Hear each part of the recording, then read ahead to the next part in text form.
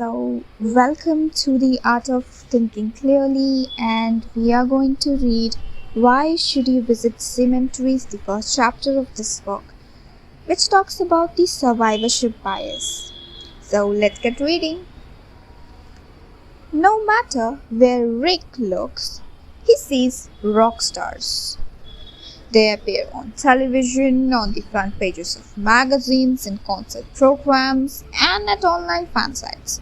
Their songs are unavoidable. In the mall, on his playlist, in the gym, the rock stars are everywhere.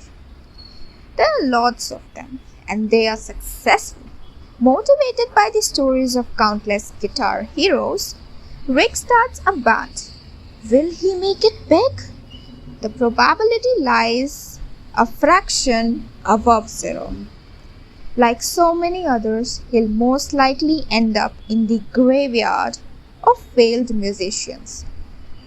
This burial ground houses 10,000 times more musicians than the stage does.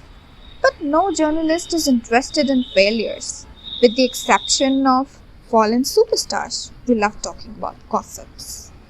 This makes the cemetery invisible to the outsiders.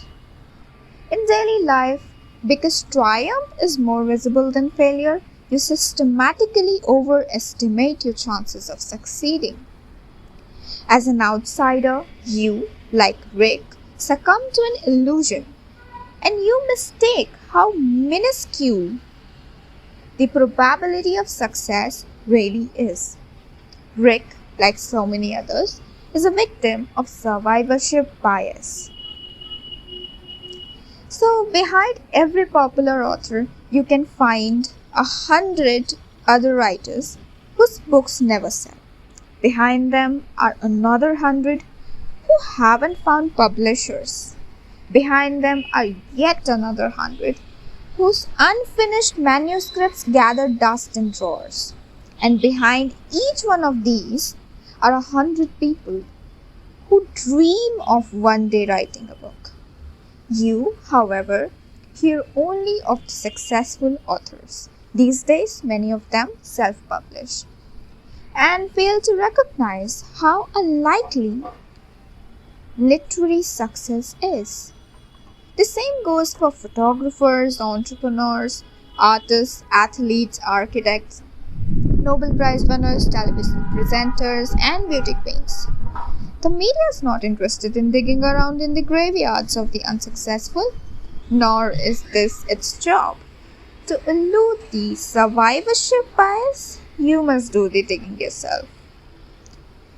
You'll also come across survivorship bias when dealing with money and risk. Imagine that a friend founds a startup. You belong to the circle of potential investors and you sense a real opportunity.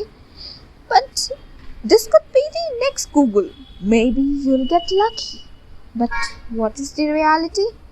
The most likely scenario is that the company will not even make it off the starting line. The second most likely outcome is that it will go bankrupt within 3 years. Of the companies that survive these first 3 years, most never grow to more than 10 employees.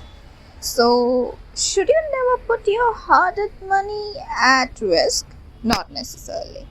But you should recognize that the survivorship bias is at work, distorting the probability of success like cut class. Take the Dow Jones Industrial Average Index. It consists of out-and-out survivors. Failed and small businesses do not enter the stock market. And yet, these represent the majority of business ventures. A stock index is not indicative of a country's economy. Similarly, the press does not report proportionately on all musicians. The vast number of books and coaches dealing with success should also make you skeptical. The unsuccessful don't write books or give lectures on their failures because it's embarrassing. Survivorship bias can become especially pernicious when you become a member of the winning team. Even if your success stems from pure coincidence, you'll discover similarities with other winners and be tempted to mark these as success factors. However, if you ever visit the graveyard of failed individuals and companies, you'll realize that its demons possess many of the same character traits that characterize your success. If enough scientists examine a particular phenomenon, a few of these studies will deliver statistically significant results through pure coincidence. For example, the relationship between red wine consumption and high life expectancy. Yeah, heard of this a lot of times. Such false studies immediately attain a high degree of popularity and attention.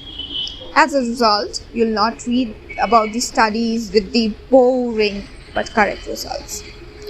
Survivorship bias means this: people systematically overestimate their chances of success, guard against it by frequently visiting the graves of once promising projects, investments, and careers.